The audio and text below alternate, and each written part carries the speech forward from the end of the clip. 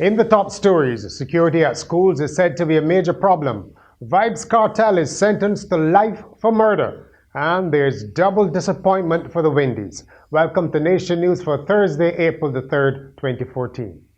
At Courts, every day we bring affordability, convenience, innovation, and style to over 1 million customers in 11 countries. From homes to communities, we are proud to make a difference in the lives of many across the region.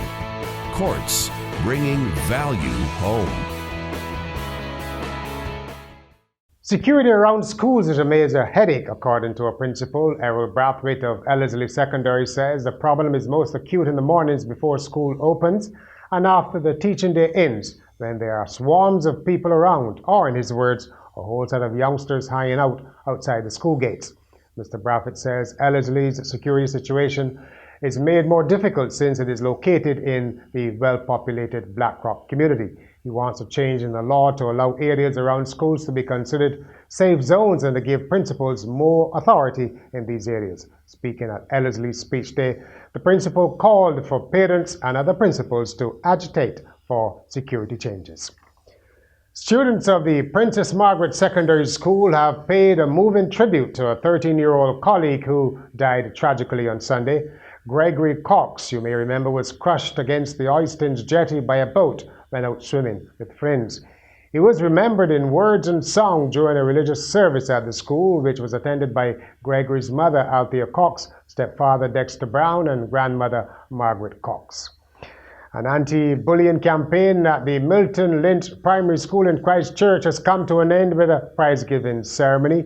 The campaign was coordinated by Delicia Sobers and Kara Maynard, two final-year social work students at UWI, who were interns at the Ministry of Education's Student Support Services Unit.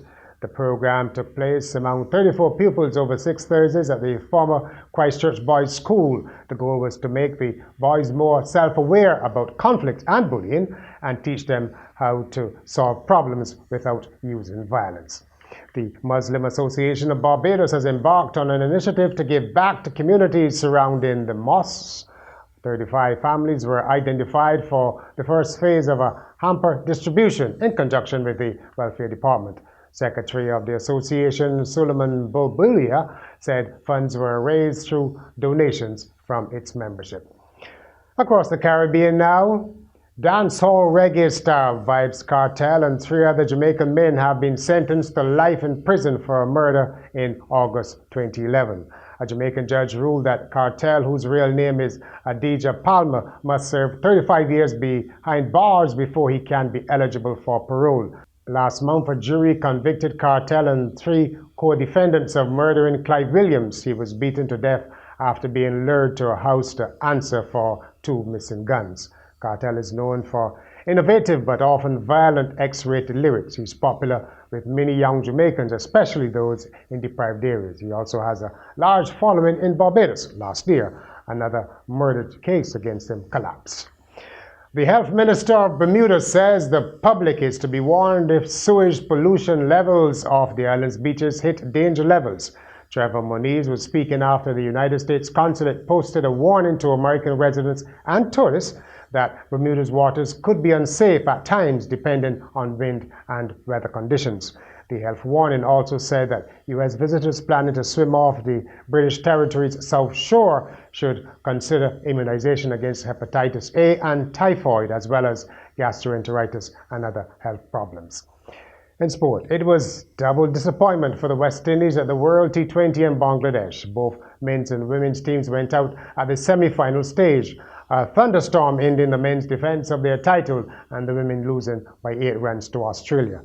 Darren Sammy's team lost to Sri Lanka last year's losing finalists by 27 runs on the Duckworth-Lewis method when rain and hail intervened, but truth be told, they were up against it.